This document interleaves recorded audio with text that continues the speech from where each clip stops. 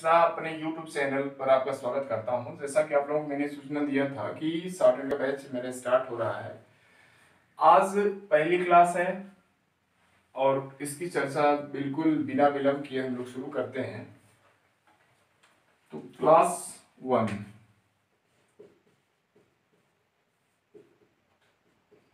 सबसे पहले समझ लें स्टेनोग्राफी। एक यह जो शब्द है ना, ये ग्रीक वर्ड है। कौन सा वर्ड है? ग्रीक वर्ड है। स्टेनोग्राफी ग्रीक वर्ड है और ये बना कहां से, इसको थोड़ा समझें। स्टेनो प्लस ग्राफेन से बना हुआ है। स्टेनो का मतलब होता है narrow plus two right, narrow plus two right. तो परिभाषा जो बनी स्टेनोग्राफी की, डेफिनेशन समझ लें इसकी। A narrow writing is called stenography. इसको हिंदी में असुलिपि बोलते हैं, असुलिपि भी बोला जाता है। तो आप स्टेनोग्राफी की परिभाषा समझ लीजिए कि स्टेनोग्राफी होती क्या है। नैरो टू राइट, संक्षिप्त लिखावट हो गई।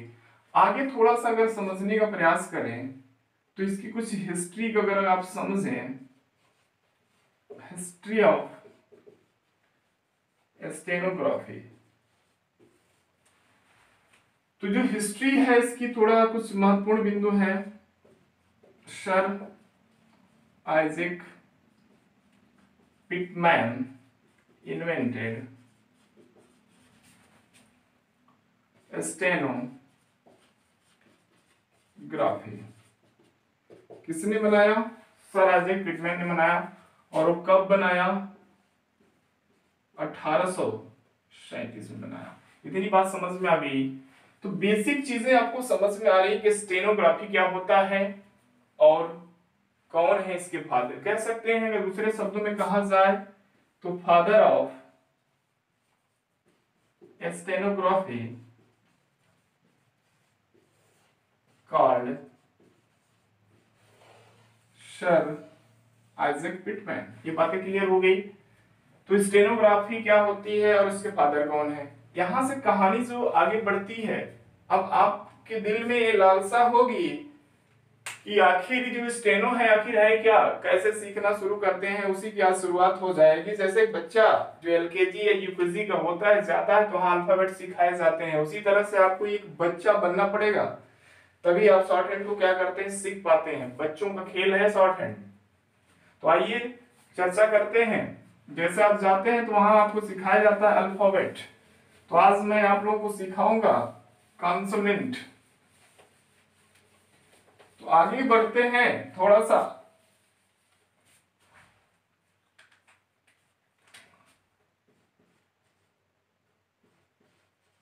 Consonant strokes. अब यहीं से आपकी शॉर्ट हैंड की शुरुआत हो चुकी है कि कॉन्सोनेंट स्ट्रोक क्या होते हैं। कॉन्सोनेंट का मतलब होता है व्यंजन, स्ट्रोक का मतलब रेखा। जो व्यंजन की जो रेखाएं होती हैं जो आप खींचेंगे वही क्या होंगे, कॉन्सोनेंट स्ट्रोक होंगे।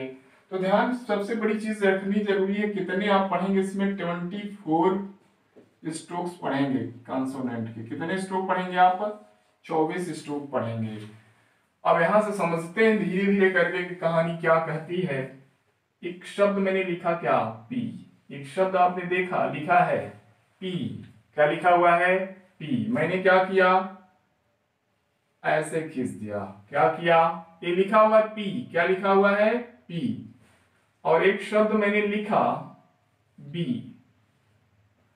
अब पी और बी तो लिखा मिल गया आपको, लेकिन आपके दिमाग में एक चीज चल रही होगी कि दोनों तो सेम लग रहे हैं, दोनों तो सेम लग रहे हैं, लेकिन ऐसा नहीं है। तो ध्यान रखें कि आप जब P को लिखते हैं तो कैसा होगा, लाइट लिखेंगे। कैसा लिखेंगे, लाइट। लाइट मतलब कहें तो पतला। जो B लिखेंगे आप क्या लिखेंगे, हैवी लिखेंगे। कैसा लिखेंगे, हैवी लिखेंगे। अब यहां से कहानी आपको समझ में, डिफरेंस समझ में आया। पेंसिल से जब लिखेंगे तो आपको अंतर समझ में आएगा कि पतला और मोटा कैसे लिखना होगा। तो जब आप P लिखेंगे तो थोड़ा सा लाइन को पतला करेंगे, और जब B लिखेंगे तो लाइन को क्या कर देंगे, भारी कर देंगे, मोटा कर देंगे। आगे थोड़ा समझते हैं। आपके दिमाग में एक चीज और आ रही होगी, जैसे मैंने क्या किया, P मैंने लिखा है और इसके जो डिग्री होंगी कितनी होगी, 120 डिग्री पे बनेगा। कितनी डिग्री पे बनेगा, 120 डिग्री पे। अब यहां से एक चीज और आपको समझ में आ रही होगी कि एक बात बताइए आपकी, अगर मैं यहां से ऐसे कर दूं तो सही है, नहीं। ये बात भी आपको ध्यान रखना है कि आपका डायरेक्शन, जिस डायरेक्शन में मैं बताऊंगा उसी डायरेक्शन में आपका होगा। ठीक है, तो डायरेक्शन भी आप बदल नहीं सकते हैं। अब एक चीज और दिमाग में आती है कि इसकी साइज क्या मैं इतना बड़ा करूं, कोई दिक्कत, बिल्कुल दिक्कत है। तो साइज कितनी होगी, हाफ सेंटीमीटर। कितनी साइज होती है इसकी, हाफ सेंटीमीटर। डायरेक्शन आप ध्यान रखें, अपवर्ड होता है और डाउनवर्ड। दो तरह के डायरेक्शन पे आप बनाएंगे। अपवर्ड कहें तो क्या होता है, जैसे आप मान लीजिए एक लाइन है, अगर आप यहां से कोई चीज ऊपर लेके जाएंगे तो क्या हो जाएगा, ये आपका अपवर्ड है। अगर मान लीजिए आप यहीं से इसको नीचे लेकर आए तो क्या हो जाएगा, ये डाउनवर्ड है। क्या हो गया, ये डाउनवर्ड। तो अपवर्ड और डाउनवर्ड भी आपको समझ में आया। तो डायरेक्शन जो होगा सेम होगा, आप एरो लगा दें यहां से, ऐसे बन जाएगा। साइज भी समझ में आ गई, लिखने का तरीका समझ में आ गया, डायरेक्शन भी आपको समझ में आ रहा है। आइए थोड़ा सा और आगे बढ़े। एक शब्द आप इस्तेमाल करते हैं टी, तो क्या बना ये, टी। तो टी का भी डायरेक्शन ऐसे ही होगा, नीचे। ठीक है, साइज भी ध्यान रखें। एक आप शब्द इस्तेमाल करेंगे डी, क्या हुआ, डी। ये कैसा होगा, मैं एल का मतलब लाइट, इसका मतलब हुआ हैवी। ठीक है, आगे देखें। तो ये सब स्ट्रोक हैं। तो एक चीज और समझ लें कि स्ट्रोक क्या होता है। स्ट्रोक्स क्या होंगे तो थोड़ा समझिए। स्ट्रोक भी आपके तीन प्रकार के होते हैं। एक होगा स्ट्रेट स्ट्रोक, एक होगा कर्व स्ट्रोक, और एक होगा हॉरिजॉन्टल। तीन तरह के स्ट्रोक भी इस्तेमाल करेंगे। तो कैसे स्ट्रोक हैं आपके, स्ट्रेट हैं। कैसे हैं, स्ट्रेट हैं। अगर मैं एक अगला शब्द लिख रहा हूं, क्या लिखा मैंने, यफ। ये आपका क्या बना, यफ। ये कैसा स्ट्रोक है, कर्व स्ट्रोक है, कर्व। एक शब्द आपका क्या है, वी। ये कैसा है, ये भी आपका कैसा स्ट्रोक है, हैवी बनेगा। कैसे बनेगा, हैवी। ठीक है, आगे देखिए। इसको मैं मिटा देता हूं। अब आगे जो बढ़े, कुछ शब्द और मिलेंगे आपको। एक शब्द होता है सी एच, जो इसी को ऐसे लिखेंगे आप, ये आएगा कैसे बनेगा, डाउनवर्ड है।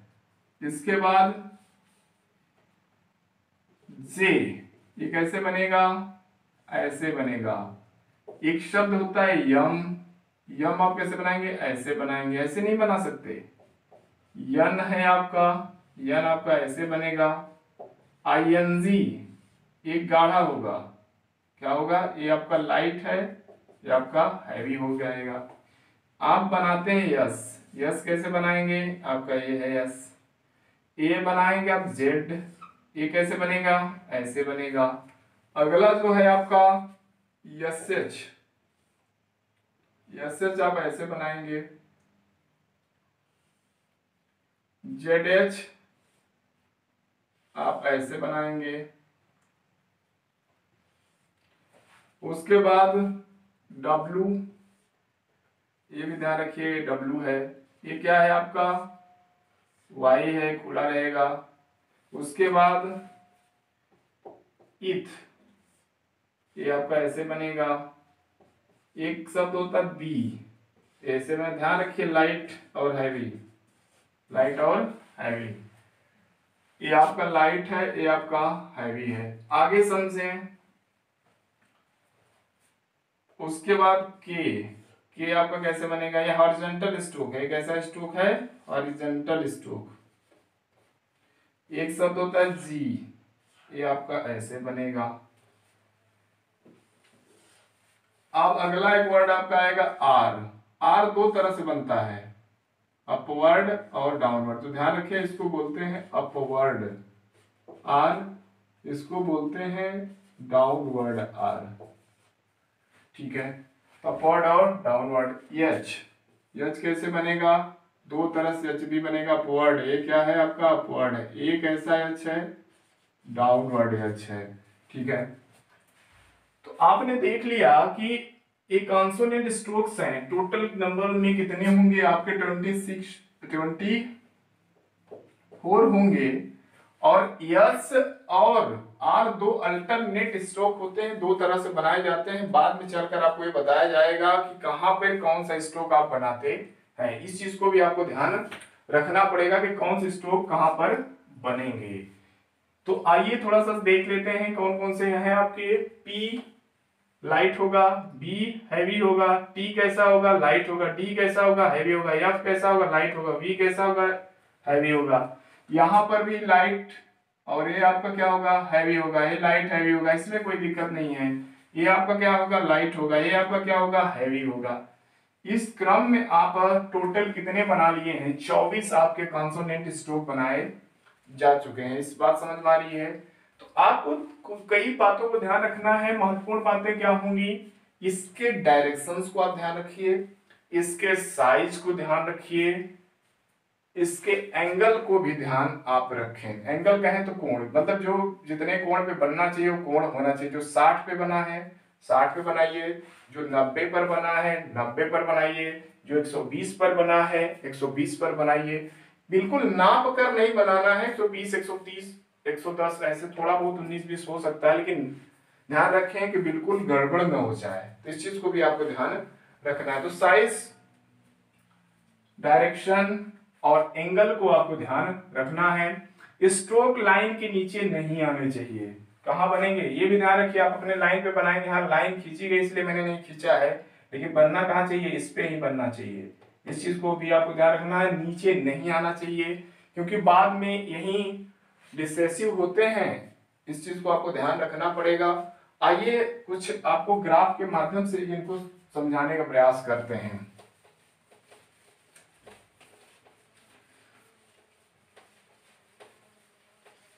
तो कुछ ग्राफ देख लीजिए, यहां से क्लियर हो जाएगा। जैसे मैं एक ग्राफ बनाने का प्रयास करता हूं,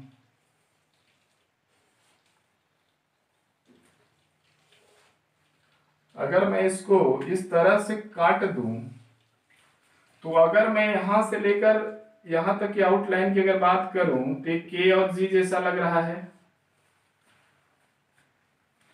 अगर इसकी बात की जाए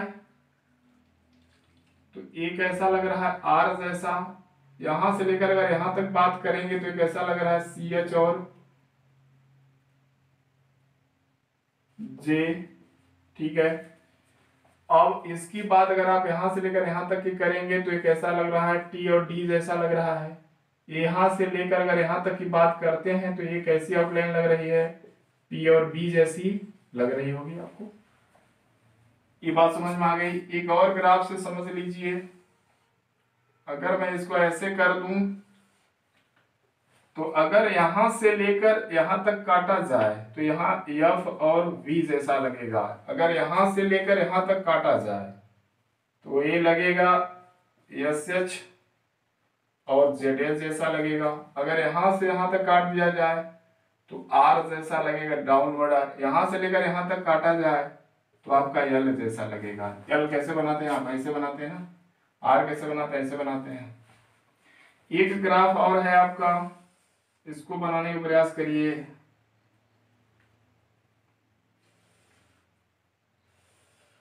अगर मैं यहां से लेकर यहां तक काट दूं तो ये आपका कैसा लग रहा है, यम। यहाँ से लेकर यहाँ तक काटा जाए तो यन और यनजी जैसा लग रहा होगा। यहाँ से अगर यहाँ तक काटा जाए तो ये टी एच इथ और दी जैसा लगेगा। कैसा लगेगा? दी जैसा लगेगा। यहाँ से लेकर यहाँ तक काट दिया जाए तो यस और जेड जैसा लगेगा। तो ये बातें आपको समझ में आ गई होंगी कि इस ग्राफ के माध्यम से भी आप इस ग्राफ को बना के बड़े शौक से आप चीजों को क्या कर सकते हैं, भर सकते हैं। कोई दिक्कत नहीं आएगी, बड़े आराम से भर लेंगे। आपको याद करने का तरीका क्या होगा कि आप पहली बात तो एक पेज में 2 शब्दों की प्रैक्टिस करें और इस ग्राफ को कम से कम 10 बार बनाएं और अपने से इसमें भरें कि कौन सा कैसा दिख रहा है, कौन सा कैसा दिख रहा है। इसमें डब्ल्यू वाई यस आपको इसमें बने हुए नहीं मिलेंगे, उसको आपको लर्न करना पड़ेगा बाहर से ही। इस चीज को ध्यान आपको रखना पड़ेगा। अब जैसे अब आप आर को लिए मैंने बताया था ना कि आर आप कैसे बनाते हैं। देखिए यहाँ से लेके यहाँ तक क्या हो गया, आर हो जाएगा। और एस एस के लिए मैंने बताया था ये दोनों बन जाएंगे। तो चीजें बहुत आसान लगेंगी अगर आप इस चीज को कर लेते हैं कई बार, तो बहुत सारी चीजें आसान हो जाएंगी। अब अगली चीज समझना है कि हाउ टू प्रैक्टिस, इसका अभ्यास कैसे करें। हाउ टू प्रैक्टिस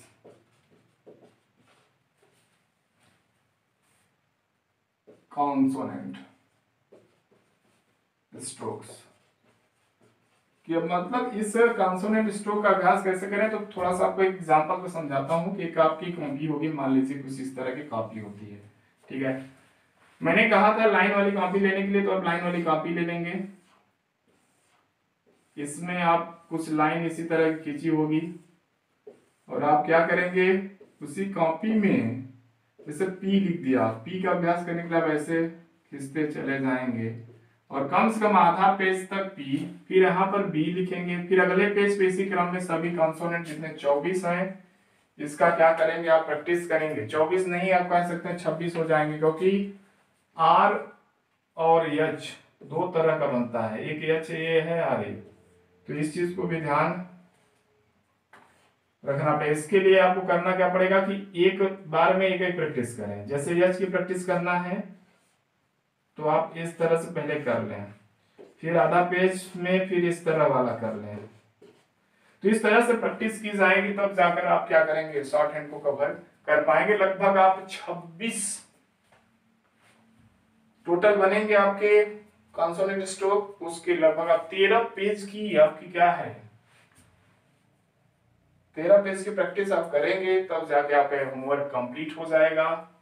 टाइम से होमवर्क करें और शुरुआत के दिनों में बहुत मेहनत करने की जरूरत पड़ेगी आपको, क्योंकि ये इसलिए भी मेहनत करने की जरूरत पड़ेगी क्योंकि ये आपके लिए नई लैंग्वेज ही है।